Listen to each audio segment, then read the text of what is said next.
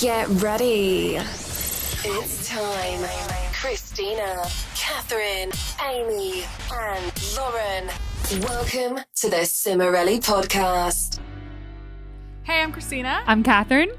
Oh, I'm Amy. Hi. I'm Lauren. And we're Cimorelli. Welcome back to The Cimorelli podcast. Oh. So we know you're wondering what heck? I was gonna say, what heck happened to Lisa? What in the heck? Nothing happened. She just felt like she might be starting to get sick, but she hasn't gotten sick yet. So she was like, should I come in today and maybe push myself too far, or should I not come in and try to beat the sickness? So we said, beat the sickness. Yeah, we said no to no go. So she is not going to be here today or probably in the next episode. We'll see what happens.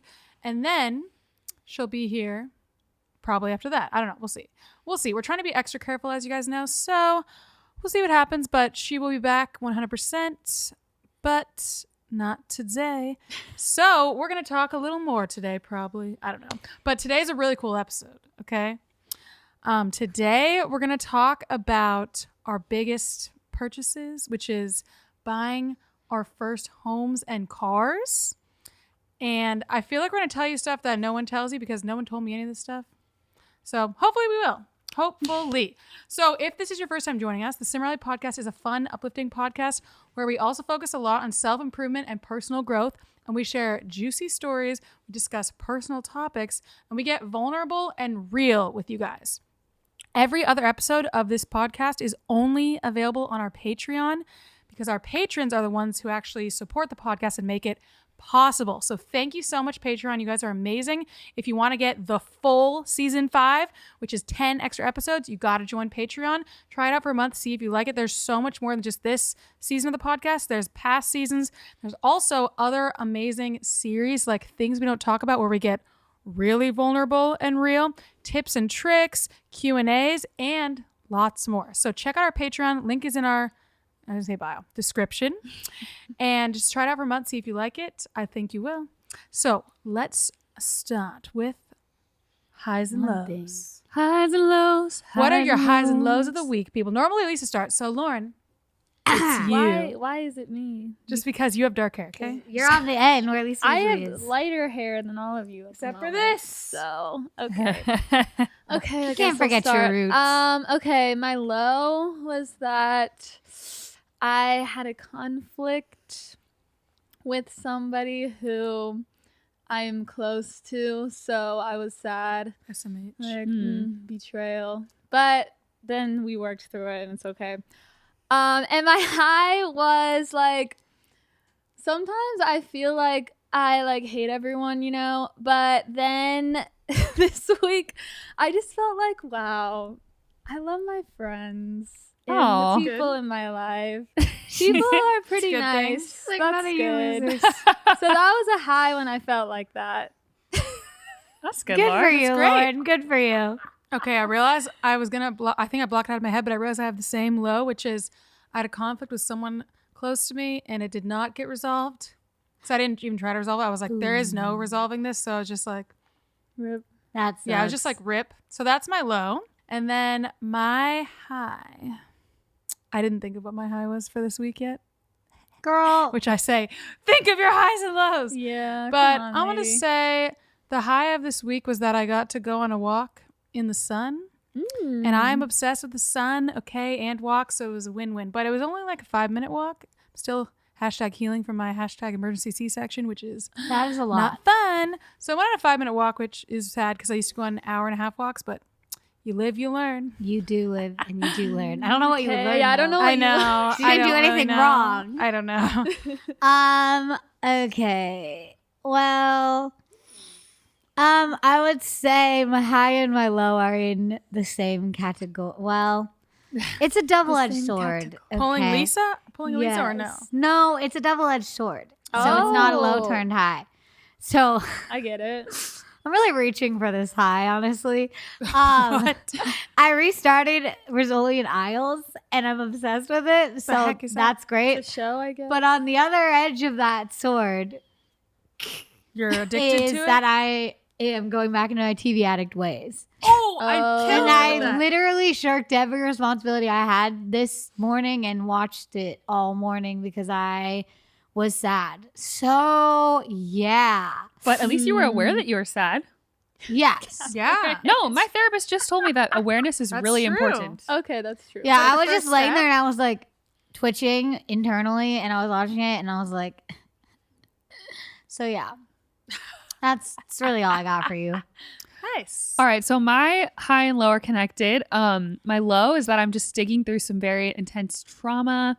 Oh. You know, letting it come to the surface and letting it just Girl. fester around. And, you know, I don't know. If you've ever waded through trauma, you know what it's like. It's not fun and it hurts a lot when you're in the middle of it. Mm-hmm. But the high was yesterday, my therapist said that I'm doing really well and that I'm making progress, and she was proud of me.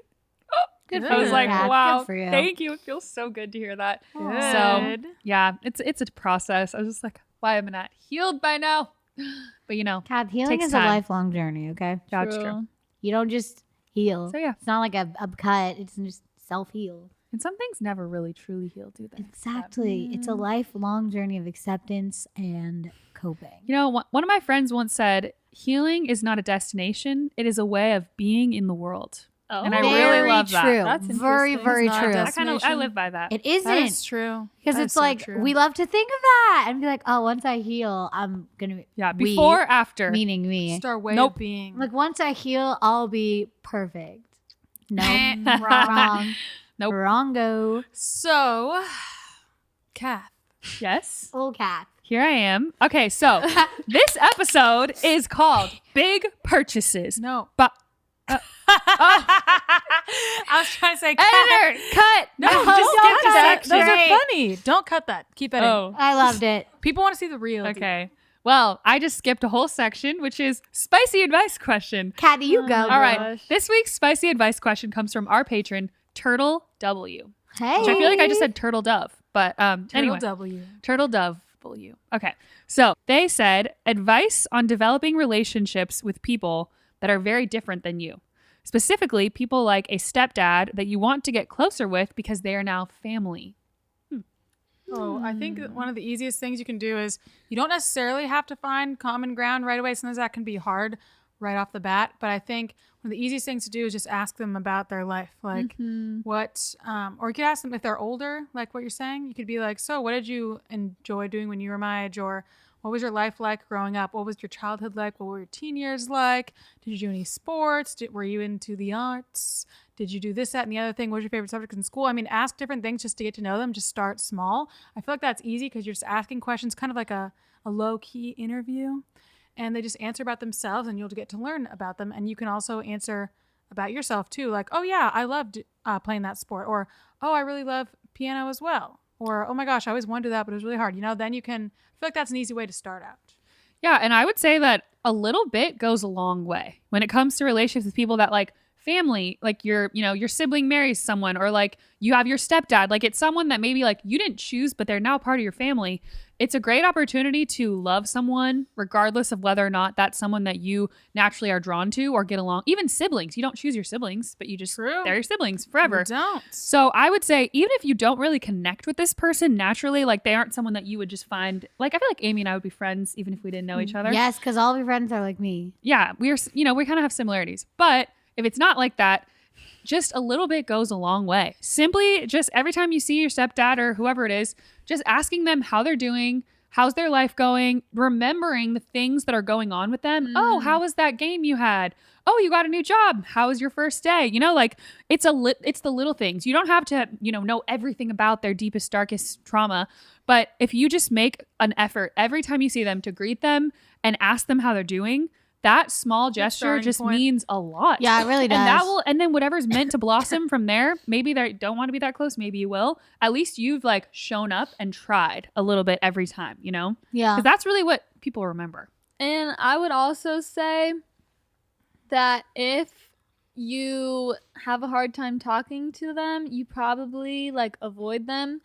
So you can spend some time with them doing things that are like non-talking things, like, oh, let's go see a movie, and then you can just discuss the movie That's true. when you Yeah. walk out of the theater, or like more like active things where it's like, Experiences. yeah, going to do things where you're not just like sitting chatting, because that can be really awkward if you haven't really like built anything up. And through like non-talking kind of experiences, you can like kind of build some trust and some relationship there, even without like, I don't know, going deep with them. Yeah, that's a Yeah. good point. Do you have anything to add? Do you feel like it's covered?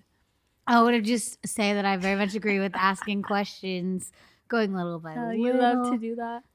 Okay. I then live for it. Let's move on. Isn't that something people do in like group projects in like online where someone says something, or not group projects? What is it? This something like Icebreakers? I don't know online Yeah. classes. I did like they were like brand new when I started college, but it's like no. It's like a chat thing, and then someone says something and they say, "I agree with them." Discussion boards. That's what I've heard people say. It's like a real life. I've seen the discussion memes Because you have to like participate. yeah, so Your you're like, I participation is, agree. I agree. That's Amy. Okay. I agree. Okay, we're gonna jump. 2 thumbs up. We're gonna dive. Okay, We're guys. gonna get into the topic of conversation, which is big purchases, buying our first cars and homes. Woo. Alrighty, you guys. So we are definitely not experts, okay? We're just gonna try to give you guys lots of things to consider. We're definitely not telling you what to do because we do not know yet. And I want to add that, like, I feel like we wanted to inspire you that you can do it.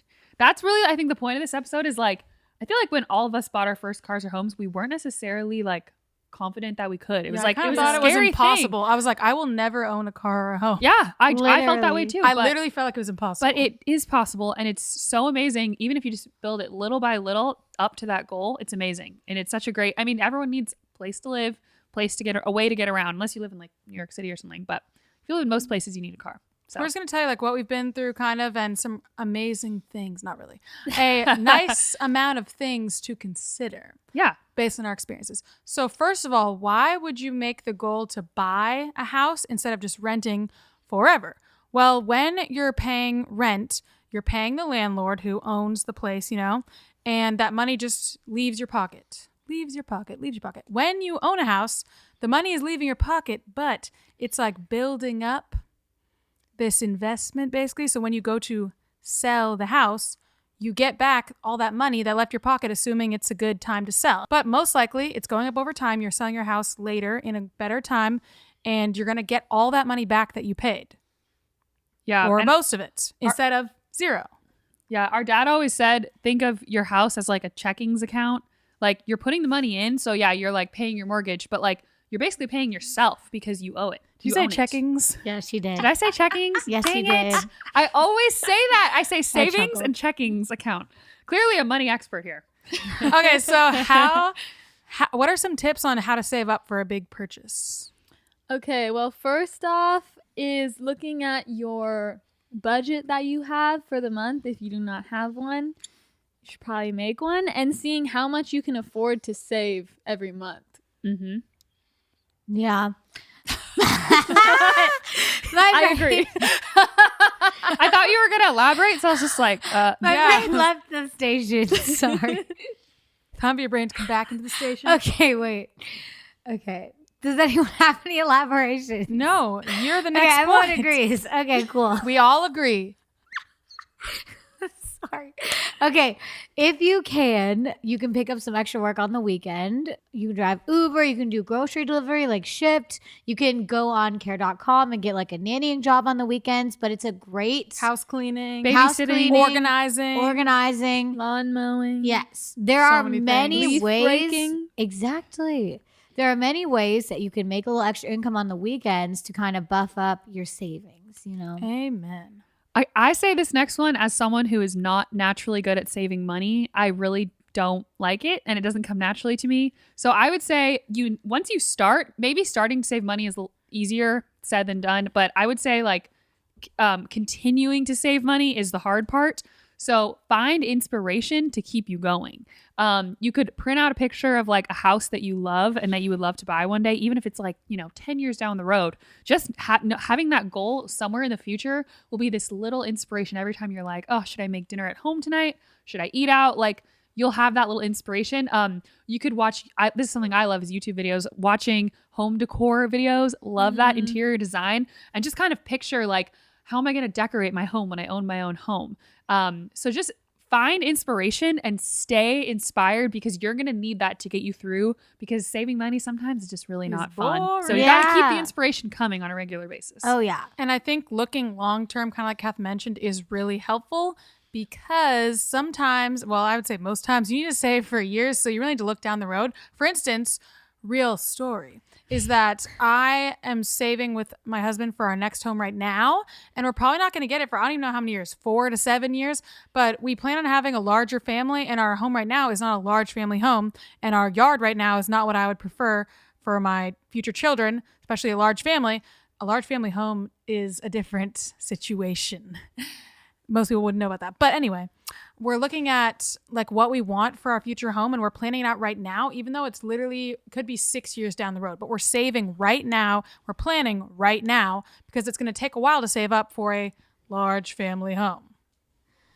Yes. Could just say your thing. Sorry, I keep getting distracted. Okay. You do not have to be able to afford it right now to be able to afford it in general or someday in the future. Things take time, they take savings. So don't be discouraged if you're like, oh, right now I'm definitely not in a place to buy a house or to buy a car. We've all been there. We've all been there. And it is okay. There's nothing wrong with you. There's no shame. You just have to be like, you know what? Maybe it's not today, maybe it's not tomorrow, but it will be in the future, and I can do it. That's really like, you don't have to afford it right now to be able to afford it in general. And I just want to tell you that. Keep believing in yourself, because you can make it happen. I want to share a little equation that I came up with that's extremely like overly simplistic, but still It just gives you an idea. It kind of gives you an idea, and it gives you a little bit of inspiration that you can do this. Even if it takes a long time, you can do this.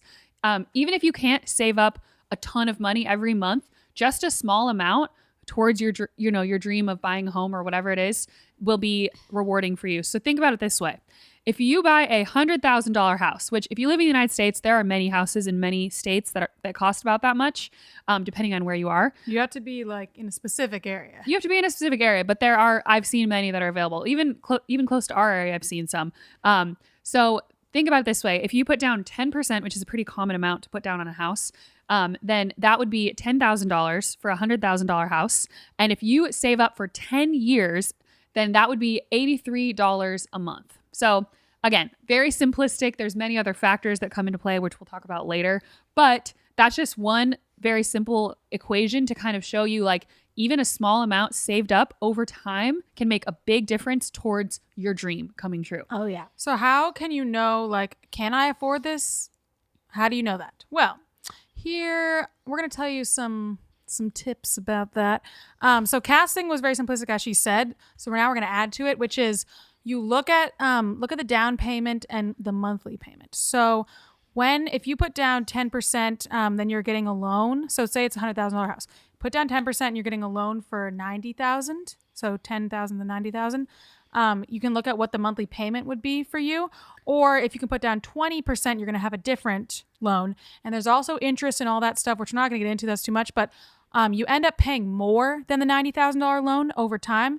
You pay the certain amount per month, but it ends up being more over time than if you put down more and have a smaller loan, or if you pay the loan off faster. Those are different things you can look into on your own. Once again, we're trying to give you guys things to look into. We're not going to tell you everything because we're not experts, but things to look into. Yes. And it's also easier to get a loan the smaller the loan is. So for me to be like, hey, can I get a loan for $5 million right now? They'd be like, well, but if I'm like, oh, can I get a loan for $5,000? That's a lot easier than a $5 million loan, right? Because your bank, the bank's going to look at your income and your employment history and different things, and they're going to see, is this person going to be able to pay back the loan, right? So they're going to look at stuff like that. So consider those things those are the first things we're going to say to consider. What's another thing? They do have online mortgage calculators that you can look up, and they'll tell you how much you could have an estimated mortgage payment for every month. So you like put in how much money you plan to put down, how much money you plan to spend, and they can give you a little calculation if you want to like check on those things. That's a very helpful resource. Also, I've seen calculators that are different that you can enter like your income, and then if you're married This is or a major living key, with guys. someone, Major then, key. or buying a house with someone else, like you can put your combined income, and it can even show you in your area specifically about how much you'll be able to qualify for a loan. And there's something online, I can't remember what it is, and it tells you how much you should pay per month. Like, even if you technically can pay more per month, that you shouldn't go over that amount. I can't remember what it was. I think it was just under 30% of your monthly income, but it might have been a different number, so don't quote me on that. Look it up, and it tells you, hey, just because you could get a mortgage, say you make $5,000 a month. Just because you could get a mortgage that's $2,500 per month, this does not mean you should. You should get one that is 30% or less, $1,500 or less per month, right? Mm-hmm. So I would definitely say to look into that, because if you get yourself into too much of a monthly payment, even though you technically, quote, can pay it, you can find yourself in a really bad situation. Yeah, and then what if you have like a big medical bill that comes in, or a car repair? Like if your mortgage payment is already taking up so much of your monthly income, and you have any kind of unexpected expense that month, you're going to be really stressed unless you have a nice big savings behind you. So that's something to keep in mind, is you don't want to be like house poor, as they say. Another thing people don't realize, which goes into Kath's simplistic equation, is that it's not just the down payment that you're paying, actually. There can be closing costs and other things. So it could be like you're putting down $30,000 and then you actually have $8,000 of closing costs and whatever else. I don't remember all the different things, but that's $38,000. That's not just 30. So you want to look all the way into how much your down payment and everything else will cost, because you don't want to be like surprised. Like, dang it, I thought I was already and now I have to pay this. What the heck? It is different, like, depending on the situation. Once again, not experts. But that's another thing. Don't get tricked. Don't play yourself. Look into that before you're stuck in a situation like, dang it, I wish I knew that. And that concept is also true if you're buying a car from a dealership. Like, the amount that they have on the sticker of the car is not going to be how much you actually pay for the car. Like, it always goes up because they have like warranty options, taxes, I don't know, random fees. So that's just something to know. Like, if you're buying from a dealership, oh, this car is only this much, it's going to be more out the door. If you're buying on like Facebook Marketplace or Craigslist, that is not necessarily going to be true, but at dealerships, that's just how it is. Also, something that my in-laws gave me this advice when Max and I went to buy our first house together. They said, just make sure that you're not house poor, which basically means spending everything you have in your savings on your house. So when you're looking into getting a house, you want to ask yourself, not only how much do you want to put down on it, but how much do you want to have left over in your savings account? So that, again, you do have that money for like a rainy day fund, as they call it, if something bad happens out of the blue. So you might want to get something even less than what your budget is, just so that you have enough left over to cover extra expenses. We were going to say how to get a loan and get pre-qualified. I can only tell you guys what we've done. Once again, I'm not an expert. Maybe if someone does have more information, you could write it in the comments, but I can tell you what we've done. So for the last car that I bought, I just went to the bank and I figured out how much I could get a loan for. And then I went to the dealership. For a house, we connected with a mortgage broker, and they get you pre-qualified before you buy a house. So it says, hey, this person is pre-qualified for a loan up to $500,000. And then you go, oh, okay, so I could get a house in this range. I don't know if there's other ways to do that. Once again, not an expert. We're just brave enough to put ourselves out there when we're not experts yet. It's something I hate doing, but I'm doing it anyway. So there's probably other options there. Not an expert. So we already mentioned one of these things by accident because someone who typed the episode put it in the wrong section, Catherine. But things to consider when purchasing a car. Lauren actually said the first one. I feel like this doesn't fit in this section, but I'll say.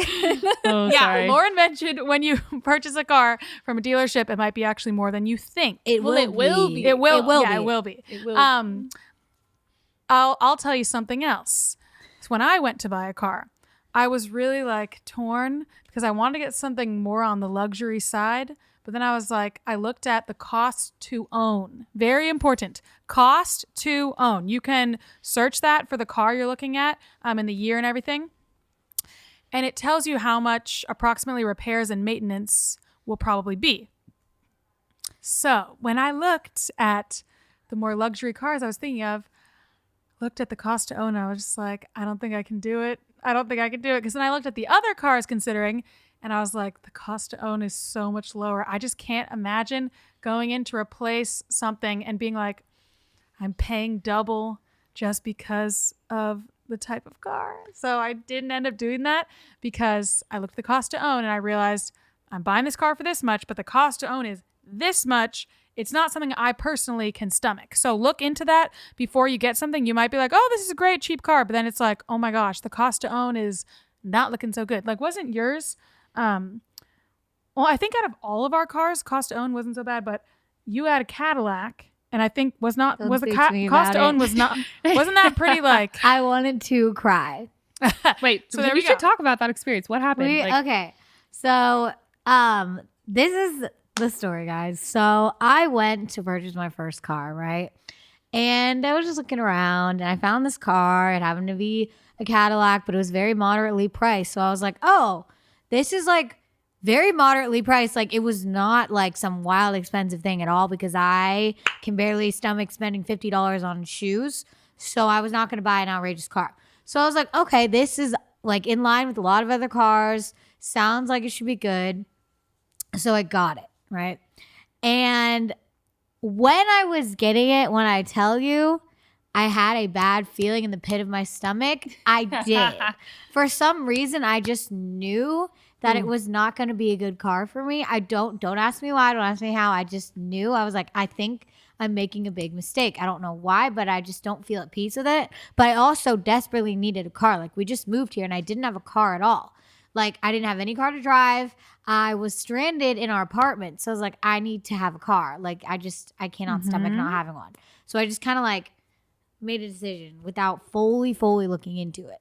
So then when things would break on it, which they did because I didn't realize that it didn't have the greatest visibility factors. So A, hit a few things. B, a few things hit me because y'all, if you remember my crisis about my cursed car. This was the car. This was the car. And it was a real curse, I'm telling you. And yeah, not only did you hit things, but you just kept getting randomly hit. Yeah. Like weird. My people that wouldn't leave notes, they literally like.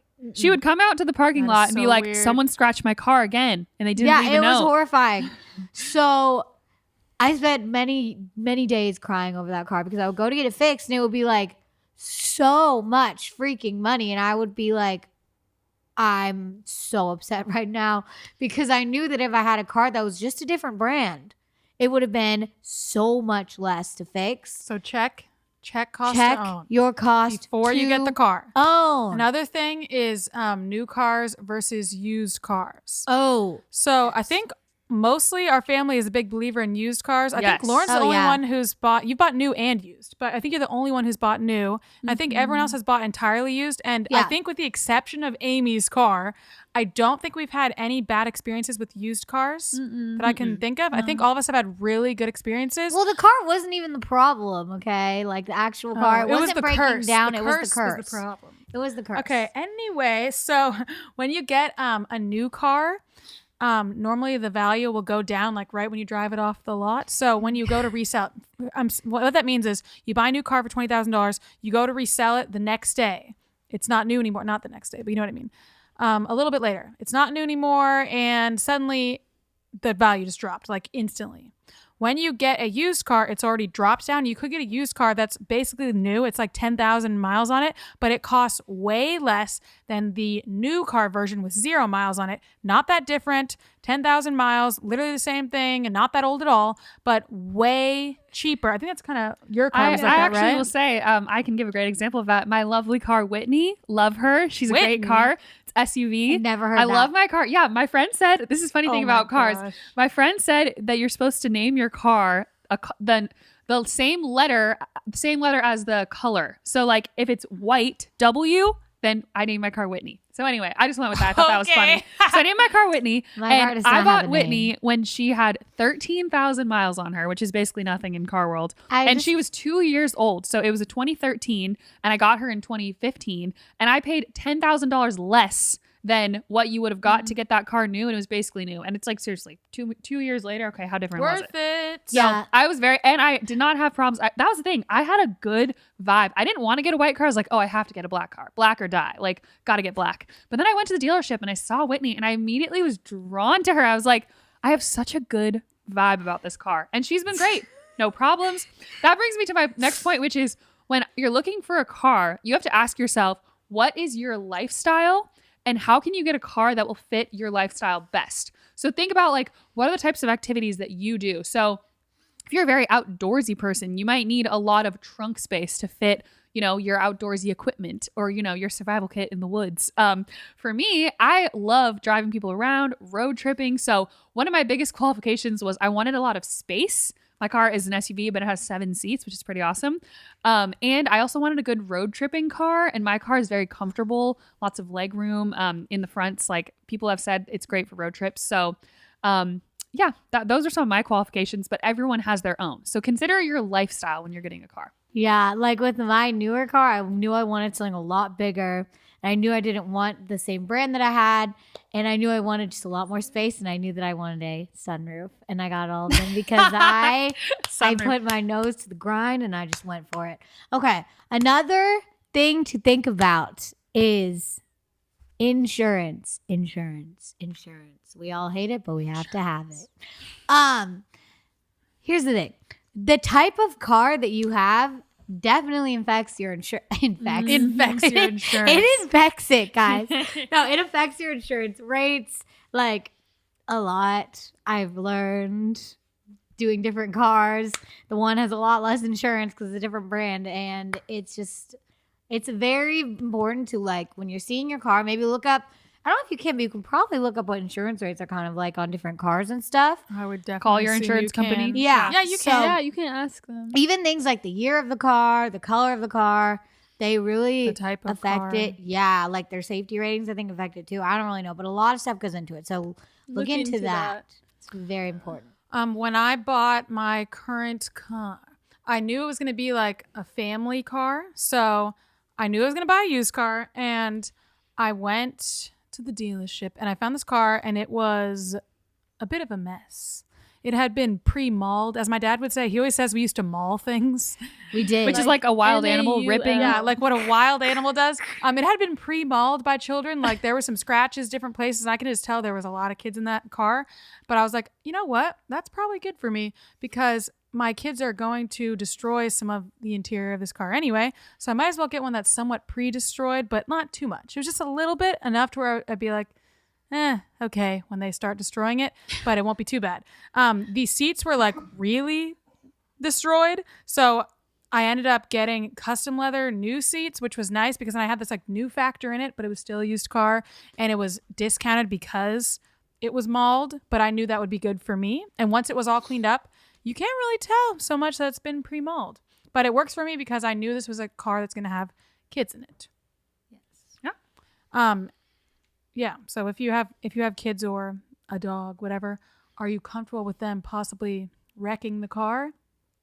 Ask Yes. yourself the question. I mean, maybe You don't want to have maybe a you mini know how to panic not do that. attack every time they enter the You don't be like, vehicle. careful, don't do this. Like, kids don't really get that. I mean, you can try, and I'm sure it'll work sometimes, but it doesn't work all the time. You Well, also even put, like, just to people in general. I was gonna say seat protectors. You could also put like protectors on your car if you're worried about it. But You can.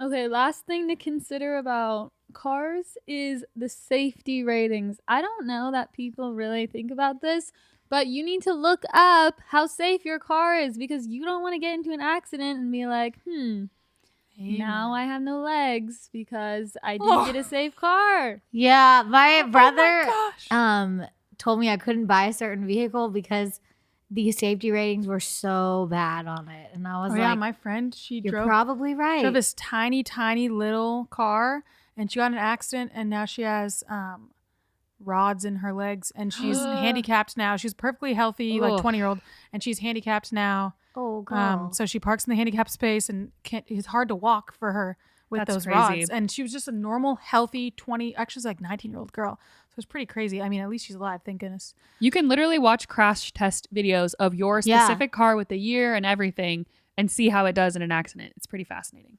So what about homes? We're going to tell you a few more final things to consider when purchasing a home. Okay, location.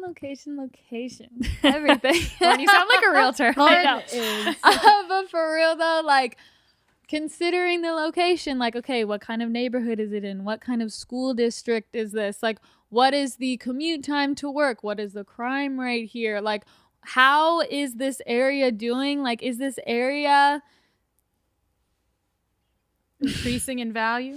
is this area like historically getting better or worse? Like maybe they're going to be putting something in near it, like something that increases the A value. Trader I'm trying to think of Joe's. something I'm just special. kidding. Yes. Maybe they're putting something real, like a big, some kind of attraction. Yeah. I don't know what. Something that will attract people. I don't know what it is, like a store or a move. I don't know. making it A up. really nice park. Something that's going to raise the value. Or like maybe a big company is moving into that area and it's going to raise the value somehow. I don't understand all this stuff, but something like that can happen. It's like, oh, this area is up and coming and the value is going to go up. And like realtors always know that. So if you ask them, they will have an idea of like how the area is. Yeah, because also with the area too, like even with like school district, maybe you don't have kids, but if you at one point want to sell the house, the next person coming along, you want to kind of set it up for an easy sale if you want to get out of it and get a new house later. So that's True. something to keep in mind. This goes back to we made the same point with cars with me and Amy, but this is read the vibes of the house. Screaming at the And way you wrote this point. Go with your gut. Yeah, I literally wrote, read the vibes, go with your gut, woman weeping in the walls. Let me just tell you what that means. So when we were looking for our house, we bought a house together years ago, and We looked at so many we houses. looked at so many houses, and I was honestly the pickiest person with the houses. And Christina and Lisa were getting kind of annoyed at me because they were like, "Oh, you don't want to live anywhere." And I was like, "This house is a bad vibe." I feel like they were yelling a lot in this house. I feel like there was maybe like a divorce or something really tragic happened here. There was one house where we walked in, and I kid you not, I could feel like, I know this sounds creepy, and I'm not like this type of, a ghost person, but I felt like there was a ghost in the house, and it was a woman who was weeping and like drifting through the house. Oh like my God. I felt, no, I'm serious. Maybe if you're not like me, maybe if you have a friend like me who just is good at reading like the vibe. So if it has a bad vibe, I'm guessing there might have just someone who went through a very sad experience and kind of like left that energy in the house. So just go read the energy and go with your gut on Well, I houses. remember there was one house we went in and I was like, this house gives me a really sad vibe. Same. Yeah. And then I talked to the realtor and she's like, oh, the woman is selling this because she's getting divorced and blah, blah, blah. And it was a really sad time for her. It's like, oh, I so felt it when we sad. walked in. And So it's certainly true. you can change the vibes when you move in, but it just, I don't know, But homes sometimes just soak the things vibe- up. I mean, that's kind of how we make big decisions in general. That's how I make every big like business decision is like go with your gut. Mm-hmm. It's like your intuition. There's a lot of things that If you have go a bad into your feeling, intuition. There's a reason. Yeah, don't do that. What about how old the home is? Very important thing to consider. So you don't get to just, you have an inspection of the home, but you don't get to just go rip open every wall and see what's going on in that home. So it's a gamble. A new home doesn't necessarily have zero problems. Most likely it's going to have less problems. Most likely, but not guaranteed. Old home might have an incredible foundation. It might be really great. It just needs some things here and there, or it may have like horrible issues like rotting here and there, termites, who knows like what the heck is going on there. You don't know. So it's a bit of a gamble, and you can only see so much when you get the home inspected before you purchase it. You still get to make that decision there depending on the deal you're making, but you want to think about that. Yeah, like in our home, it was like 10 years old or something when we bought it. And within a year or two, the entire heating, cooling system broke and we had to replace it. And it was thousands of dollars.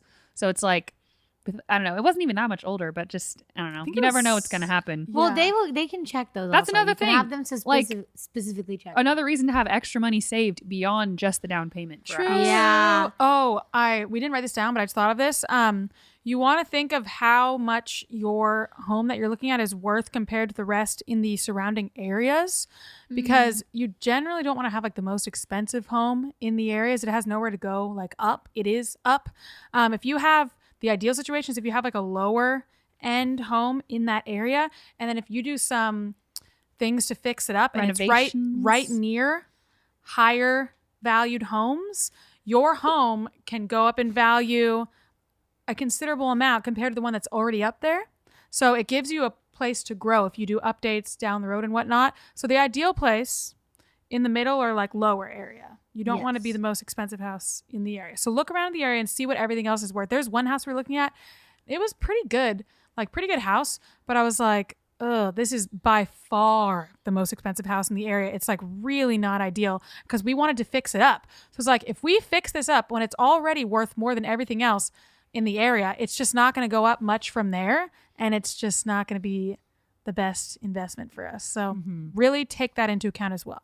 Yes. And also look at, I don't know how common this is, but look at if the neighborhood that you want to move into, if you found a home, has an HOA, which is homeowners association. Yeah. We are the number one enemy of HOAs across the land. It's true. In different, From California to known Tennessee. many, yes, exactly. Number one enemy. We've gotten so many write-offs or write-ups. In our Write-ups, not write-ups, Write-ups. write-ups and threats, okay? Just from being not okay, Leaving we're your not garage crazy at door all. open. It's like we don't always remember close the garage Parking door in the or wrong like spot. Parking on the street. move your trash can or like we were kind of loud because we had our friends over and turned the music up. It's not like we're crazy, but apparently most people like a really quiet, contained life and not our lifestyle. It's very loud. So look into the HOA. Also see how much the dues are, because HOA dues can be really expensive depending. They could be like Couple hundred. Couple hundred a month, depending on where you or live. they could be like 90 a month. 50 or they a could month. be like- yeah. That's another thing that's going to be a monthly payment for you or a quarterly Yeah. payment, $150 a quarter that you need to think Yeah, about. so if you can look into the neighborhood of like the HOA, the neighbors, what are they like? Are they really uptight? Are they going to threaten you all the time? Like, you got to know. So But just, some neighborhoods don't have HOAs. yes, there are some neighborhoods that don't have HOAs, which a lot of neighborhoods don't. And they all kind of just work together to like, everyone just knows they just kind of like keep their house clean and like lawn mowed and stuff. So that is a great situation to be in. Yes, that's all I'm saying. And kind of another point relating to that is it's really important to pay attention to the vibe I of agree the with this. neighborhood. We Yeah. really, True. really paid attention because our family loves walking. It's like a Cimorelli tradition. We love to Yes. walk. So when we were looking at houses, one of the number one things we looked at was, is this a walkable neighborhood?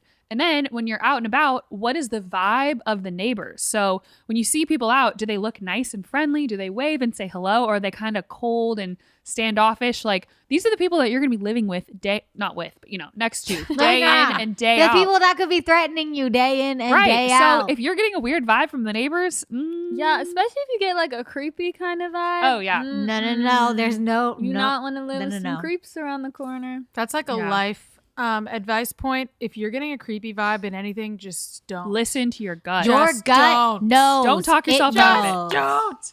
Yeah. Anyway, So the closing statement of this portion of the podcast is it can be a long and challenging process to get to the place where you are totally ready financially to purchase a home or a car. And it can really be something that, I mean, makes you feel discouraged along the way. It's an emotional thing, but stick with it. Try not to get too discouraged. Or if you do, pick yourself back up. Remember that there's no timeline. It seems like there is a timeline, like you're supposed to own a house and a car by this time. That's It's whatever. not true. You don't have to follow Nope. that. There's no timeline and there's nothing wrong with you if you can't buy yet. And if you can't buy for 20 years, whatever, there's nothing wrong with you. But if that's a goal and that's something that you really want to do, once again, you don't have to buy these things. We're just saying if that's something that you want to do and that is one of your goals, believe in yourself, even though it feels impossible. Because I know that feeling. It literally felt impossible. It was like, I can't imagine owning a car. When I just had a car that we shared that my parents had bought. But it was like being able to buy my own car. I can't imagine that. Being able to own a house. I can't imagine that. It literally felt impossible. But it happened. It is possible. So believe in yourself and don't give up. Now, Lisa's not here. Normally, she opens the bag of random. Oh, I miss Does Lisa. that mean I'm doing So I was it? thinking shower Lauren should do cap it. of because random. I am Lisa. Yeah, now. I was thinking because she's Lisa, she Because should she open looks it. like her. Okay. I feel like we're a little more mellow without Lisa. Yeah. Honestly, Yeah. we are. I don't know why. So welcome to the Mellow Ladies Mellow podcast. Yellows. Okay. Well, this. Wait. What is this called? Oh, bag of random. This. when you don't know the name. The bag of Okay. random. For that, we have a personal poll. Ooh. Okay. And the question is, when was the last time you cried? Wait, how is that a poll? We're taking a poll. That's a poll. Okay. Um, The last time I cried was okay, yesterday I cried from laughing, but you. the day before I cried from sadness. Good for you. Oh, What a roller coaster. I know. cried from man. That's been a while since I've cried from laughing. Oh, I wish. should I get out cried more. from laughing because my friend looked at me. Lauren, We what? looked at each other and laughed until we cried. I don't know what Okay. happened. Lauren, I can relate to that one. I'm out on that So- Concerning. Anyway, so for me, I don't remember what day it was, but it was definitely a few days ago. I literally can't remember. The days all blend together. Cried from mental breakdown. I would say that was when, and I can't remember what day that was. I think it was like Friday or Saturday. I don't know. A few days ago. Good times. Let's think. I was like, at first I was like, I don't remember, and I was like, really I can't remember. Was it like No. this morning? No, it was yesterday morning, and then the night before that, and last probably time. the day The night before, before that. that. Just the last time. Probably every day for the past 25 years. You know what? You live, you learn. It's okay to cry sometimes. It's like laughing. It's We laugh great every to day. cry. I Just let it out. really I'm really behind crying, Let guys. If you it need to cry, out. cry it out. Yeah, just Feel go your for it. emotion. Let the tears flow. Yes. I would say my average is about 2 to 3 times a week, sometimes 3 to 4. Most days, really. But it's not always Good of for you, sadness. Kath. Yeah. Sometimes it can be of like being like the other day I cried because Max, I was like, wow, I can't believe Max is so loving. And I just cried Aw. of love. I feel like So- we should like normalize crying. So I feel like it's Normalize like crying. you cried. Oh my gosh, it's a huge deal, and it is a big deal. But it also is not a big deal because it's like laughing. You know, it's like you laugh when laugh, something's funny. You cry when something's sad. But normally we don't cry when something's sad. We just push our tears down. So it's like, what if you just stifled every laugh when something was funny? You're just like, Then when you laughed, you'd be like, "Whoa, she laughed!" laughed. So like, "Whoa, that's been really funny." But like, yeah. laugh all the time. It's just like, Yeah, oh, they okay, should say funny. live, laugh, love, cry. Like Exactly. seriously. Yeah. It's like just be alive. Wait, That's you why didn't answer. sad Yeah, I girls know. club. I was about to. You I was didn't being my answer. normal roundabout self and Oh going my around the God. block before I got to the Oh. location. Okay, so Oh, anyways, okay. I cried yesterday during therapy. That was Good the last for time you, I cried. Kat. So Proud yeah. of you. cried during therapy. Me neither. I always push it down. I'm like, is something wrong with me? Oh, I No, do. I don't I want to. never I cry. love crying during I'm like, therapy. no, thank you. It's a regular. I don't. If I don't, I'm like, I don't. Yeah, no. something wrong with me. No, I don't every once in a while, but I usually do. Okay. I'm like, Anyway, Well, oh wait, here's another one. How often do you cry in public? Because I do it Never. all All the the time. time. wait, are you talking Never. All about the driving? time. Because that's like a No, weekly that thing. is dangerous. If you are crying while driving, pull over. yeah. Wait it yeah, out. I've done it for many I years. Wait it cry- out. The most like common place I cry in public is like on a walk. People Yes. drive by. Oh, I'm just like, okay, don't okay. look. Gosh. I can get on board with that. Yes. I cry in public On a in walk. front of people far too often. I cried at a coffee shop a couple months Nope. ago. That's It's a a no. lot. I've done that many times. Yeah, that's a no. It's just a lot. Okay, we're going to jump into Sister Spotlight, where each week a different sister gets the spotlight. There's Lauren's Take, Get Real with Christina, Sappy Thoughts with Kath, Amy's Current Crisis, and Exposing Lisa's Weird Past. Get well soon, Lisa. This week, the sister is Sassy Nah. Thoughts. Did I say sappy? I didn't change it. It's Sassy Thoughts with Kath. She's All right. changed. Yay! So, do you think I was thinking this? Should I put on my shawl in a different way? Yeah, you did like last you did time. that. Did I put on a scarf? You went You like- went on like Yeah. All right. Like I'm my putting it scarf on is. as a scarf today. Wow, just to change up the mood. Okay, so I've realized that really sassy thoughts with Kath just means what is the topic that I've been researching that I'm getting really passionate about. yes, Oh, girl. And there's always something. Hmm. And there's usually multiple things, but this is probably the biggest one of the year. And this is titled Why You Should Say No to Diet Culture. Yes, Oh. Kat. So I really could probably talk about this for 2 hours, and I have actually many times with my friends. I have talked to many of my friends about this topic now since I started researching She it, means us. which was no, my This friends. is many Well, of her you friends. guys and my friends. That was a joke. Yeah, you guys are my sisters and friends. Kevin's like, I don't know. Friends, fristers. Okay, so wow. Yeah, Okay, I don't think so that's wait, gonna hold on. catch on. okay, so I've been researching this for about 4 months, but really heavy duty for about 2 months. Let me give you a little background. This summer, I got sick with mono, and I was very sick for about 6 weeks. And during that time, I actually think Christina was the first person that sent me a video on this topic, and I did a deep dive into this topic that is called intuitive eating. But to give you a little background on that, first, I'm going to start with talking about diet culture. Diet culture, I found this website that defined it very well. Diet culture is a system of beliefs that worships thinness and equates it to health and moral value, moral virtue, which means that you can spend your whole life thinking that you are irreparably broken just because you don't look like the impossibly thin ideal. Listen, mate. That's so. So basically, it comes down to this. Have you ever wondered why? This is mainly towards women, but I do think men are affected by this, maybe in a different way. Oh, yeah. But I think it's mainly women.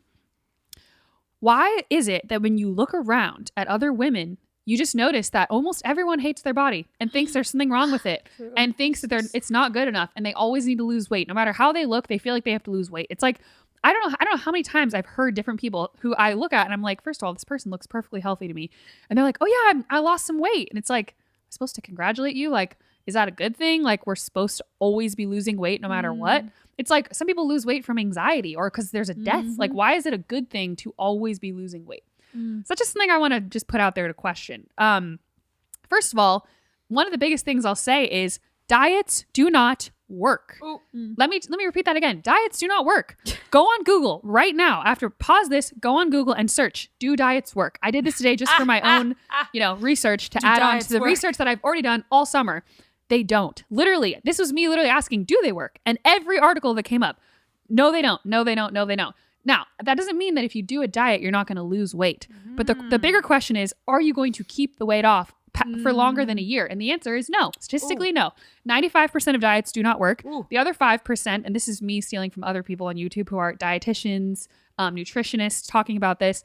The other 5% of people actually end up just developing disordered eating. So it doesn't work. It's not a good, solution if you're actually trying to be healthy or lose weight or whatever. So they don't work. The other thing is that restriction, the mindset of restriction leads to binging. This is a simple principle. You can apply this to almost anything.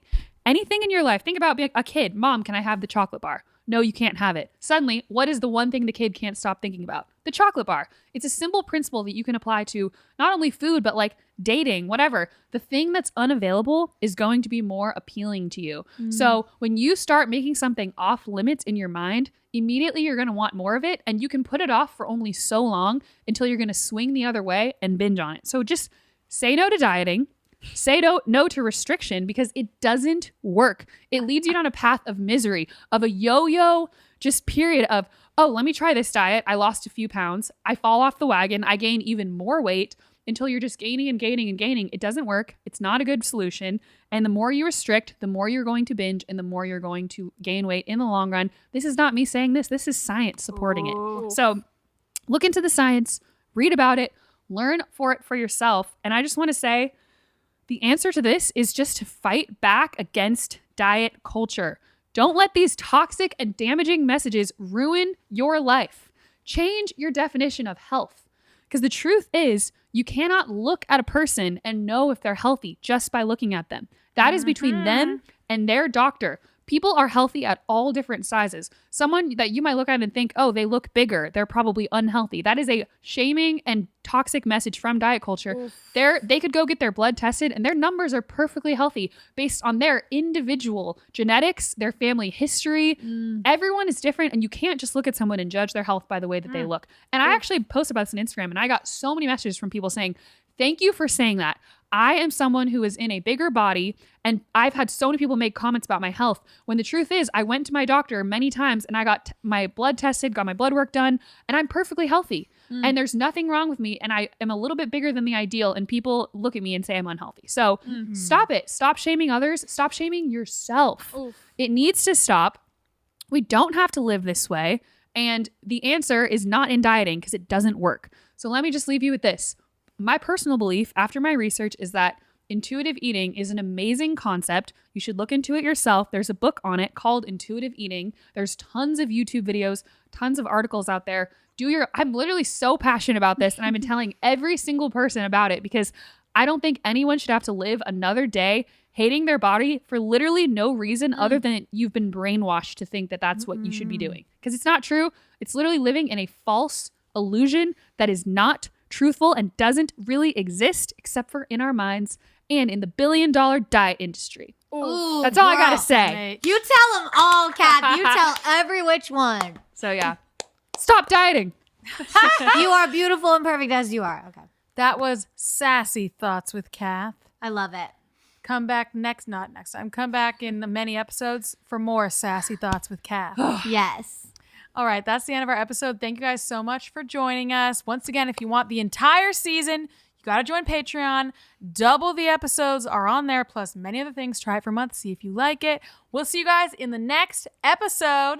Bye.